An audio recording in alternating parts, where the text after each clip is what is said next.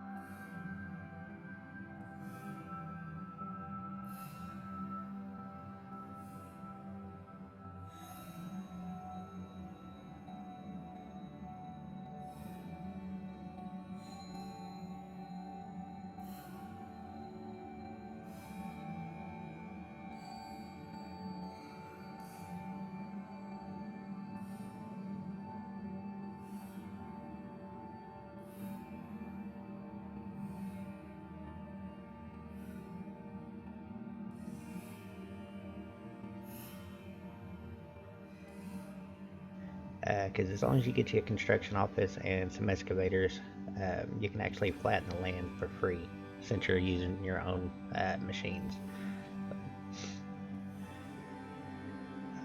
Now, in this one, mainly all we're doing is doing the planning for the city. That's why I really didn't record it all together because there's not much to it. It's just pretty much laying out uh, our layout that we're going to use. Uh, so as you can see here, I'm purchasing the excavators and can't remember if I get a couple bulldozers or not. Those help out quite a bit too. Uh, and it looks like, yeah, I'll go for two bulldozers here.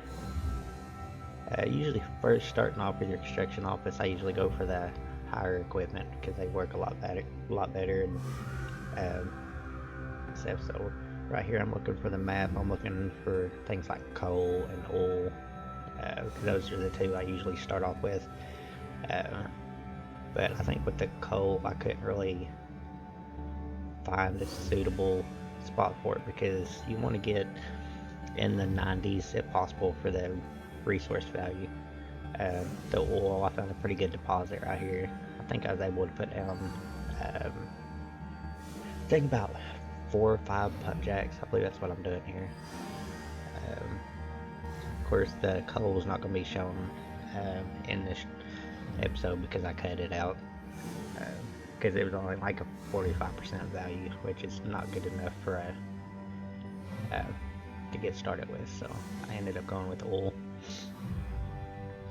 And as you can see on here, the green is good. Of course, red's bad. Yellow's not too bad. But you typically want to try to get in like the 90s. Like I said before, the higher it is, the better quality you're going to have. So I think we get some 3 pretty decent ones here, I believe. and then we can just hook them together. I believe I opted for the underground pumping stations. So yeah, got pretty good high value on that one. Of course, they were all in the 90s, but me, I gotta try to get that high value if I can. So that way you'll never run out and you don't have to worry about having issues with it. And I think,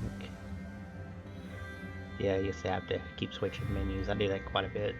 Even though I know where everything is, when you go to record, you sort of forget where everything's at. And you feel like an idiot sometimes, so. And I think we finally find what we're looking for. Yeah, there we go. We found some pumping stations there. Now, usually on this game here, I either go for a gas power plant or a coal power plant, and draw in some electric from the nearby border until you get your plant going.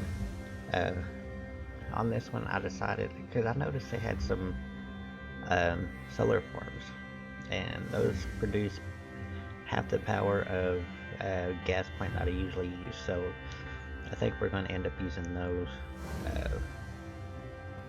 because those put out, I think, like I can't remember if it's 500 or 5,000 megawatts, but I think it's like 500, and the gas plants use about 1,000.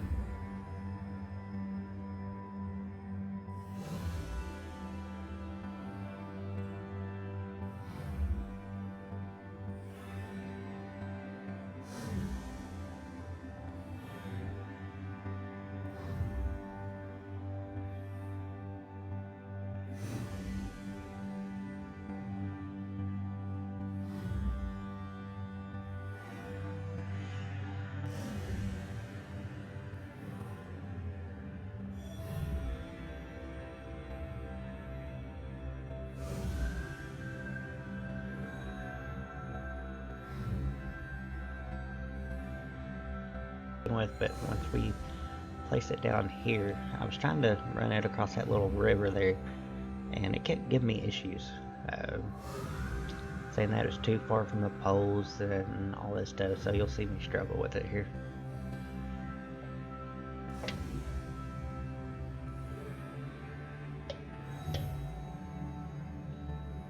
So eventually I get it straightened out, but before I do, I'd just like to say the date that this is going to post is going to be 9/11, which is 20 years from, of course, 9/11/01. So for any service members, police, firemen, whatever service you belong to, I like to say thank you for your service. Thank you for everything y'all sacrifice every single day. It's never forgotten. Some people forget what it's all about. That's okay, but for those of us that understand what you all go through, greatly appreciate it. Just keep doing what you're doing. And that day, I tell you, I remember just about every detail of that day. It was, let me see, 20 years ago, I would have been 17. I had just gotten to work because I ended up having to leave school and pretty much get a job so that way I can survive, because I had my own place at that age. But yeah, I got up for work. Had to be at work at 8 o'clock. I went to work. I was a dishwasher at a restaurant, and we always turned the TV on out in the dining room. And we had this like horseshoe shaped bar, and had the TV on, and we all usually get all of our prep done, get everything ready, and go sit at the bar for a few minutes before we actually open at 9. So we went out there, sat down, turned on the TV, and was scrolling through the TV and seeing that the news was on. And it was a little weird to be on at 7 something in the morning. So we sat down and watched it, and seeing that the first plane had struck the first tower. So of course we sat there and watched it.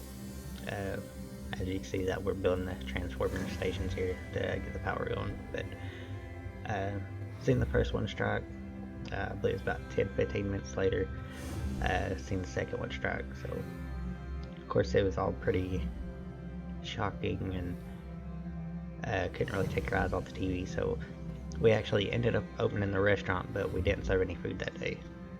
All of our customers that come in didn't want food. They just wanted coffee and just sat around for hours watching the TV. Then I remember I got off at, I believe I got off at 2 o'clock that day. So I went home, called my mom, let her know. She lived in London, Kentucky at the time. And then lived for like 3 days straight, just sat there and watched TV. I mean, there was nothing else on. I mean, all you can do is every channel you turn to, that's all you found on. So yeah, I remember it like it was yesterday. If you want to share your experience, just leave it down in the comments down there, and I'll be more than happy to read them. I actually look forward to it. So yeah, it's just one of those days you're never gonna forget.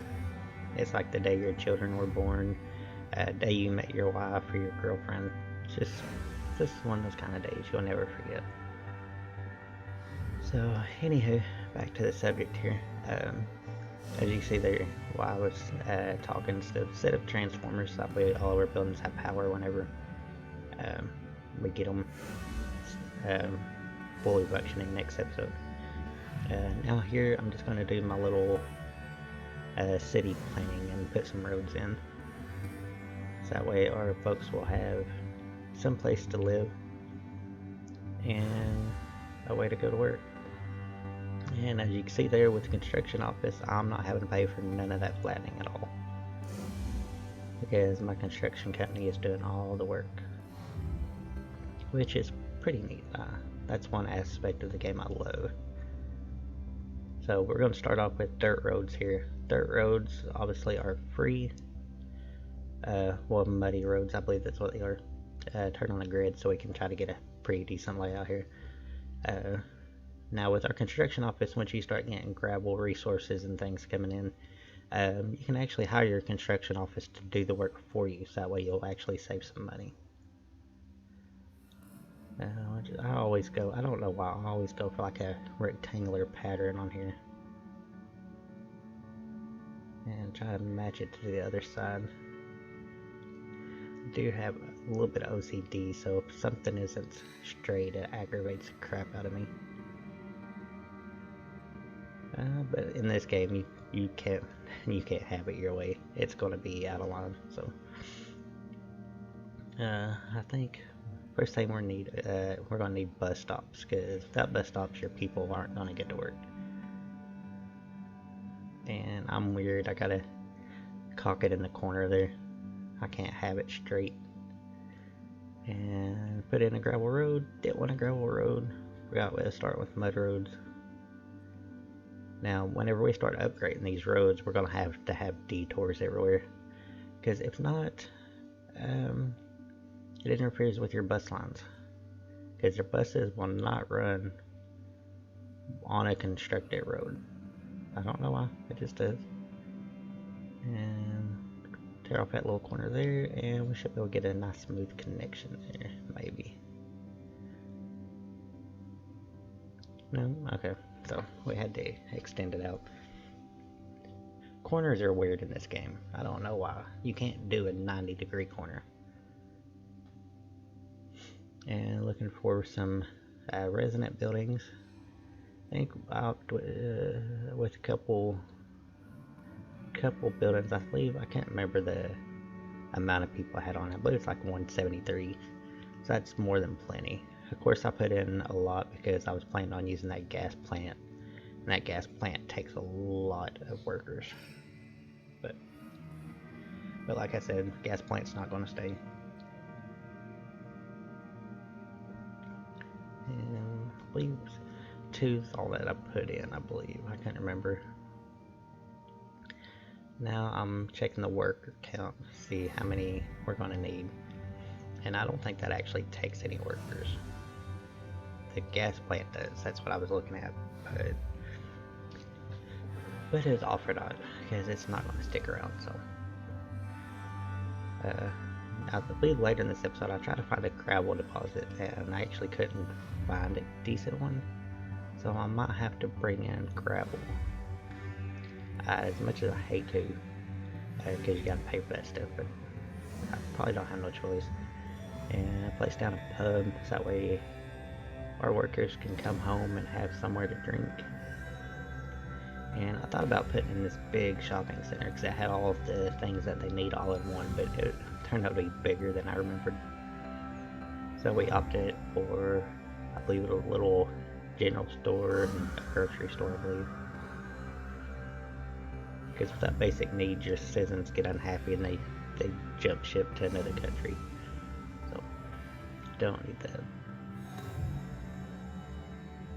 And as far as the education part of it goes, I do have the complex option turned on. So you gotta have a kindergarten and a regular school, so that people can go to work. That's a must. And gotta put some entertainment in for them, keep them happy. I believe I put in a tennis court. And I don't, oh, that's the beginning of the schools I put in there. I believe that's the kindergarten. Yep. Gotta extend our road out. And add a little connection there. And forgot I was in the wrong menu. And gotta put in this school. So that way when they leave kindergarten, they have somewhere to go. Okay, so we got all that set up, so it's time to put in, what do we put in? Oh, the road depot.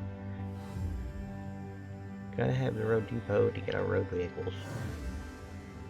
No road depot, no buses, no dump trucks, no nothing. Then, of course, we gotta have a gas station. And time to put our roads in that lead up to the pump jacks and stuff. Now on the pump jacks, you don't need any workers, they pump automatically, but they do have road connections. And the road connections are mainly in case there's a fire. Fire department can get to them and all that good stuff. So, and I got lucky with the road placement on these. I thought I was a little too close, but as you can see, it worked out pretty well.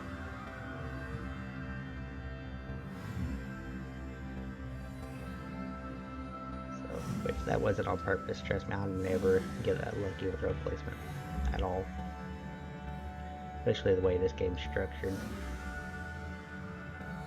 Now I do the same here for our gas station there. Well, not gas station, but gas plant. This I wasn't really happy with. It was giving me fits. I couldn't. It was making me mad. As you can see, it wouldn't make a turn. It just went straight through my pump jack. But I think I missed one or two there. Don't worry, I'll get it. As we get this set up here, and then I thought I was close enough to get just one bus stop in there, and they reach both areas. Then after I put this one down, I was like, well, yeah, I didn't need that one, as those oil tanks don't need any employees. So I've got them down just in case I need them, I guess.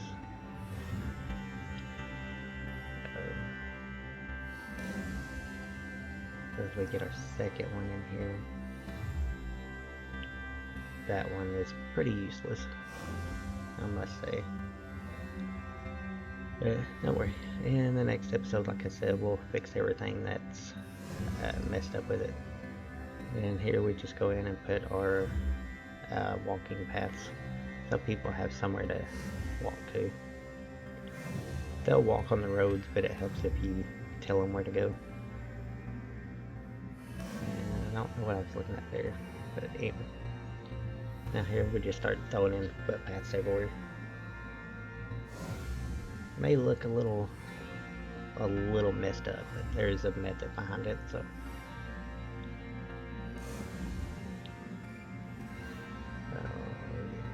That one gave me fits. I didn't want to do that straight one like that. I wanted to leave it there in case I wanted to put something else there, but yeah, I greatly appreciate all your all's support on these videos. You can follow me on Twitter at CasualGamerDad. I'm also on Instagram at BillyWiles84. I'm on TikTok as well, so you can hunt for me there. Or you can just hunt for me on Facebook. I mean, I'm on there. So, however you want to follow me, I'm fine with it. It's just, all I ask is be respectful and be respectful to others while you're on there. Because I can't stand people who's not courteous to others. That gets on my nerves. I'm trying to get my kids out of that habit. And like, I don't remember if we do any more else in this video. I just know that here I try to look for gravel. Gravel is usually in like mountainous areas and stuff. And actually, I think here I'm looking for coal. But same with coal. I mean, the coal deposit and gravel stuff here. Yeah, there's just nowhere good. Look, unfortunately, the map that they gave me really didn't have a lot of mountains in it, and the ones that did really didn't have access to anything. So, but we should be getting rewinded down here in just a second, as I'm still struggling to find stuff. Now the wind farms and stuff I was talking about, well, the solar farms, I didn't actually show it on camera, but next episode you'll see them, because we'll be putting them in. I figured we'd do about 4 of them. That should give us plenty of power for quite a while. And here I was going to put in a large aggregate storage for gravel, and I couldn't remember if I put it down if I could actually buy the gravel to put in it, because I know you can buy most of the resources, but I couldn't really remember, to be honest with you. So, looking for power, and I guess we actually did put more down. Okay. I didn't think we did anything this episode.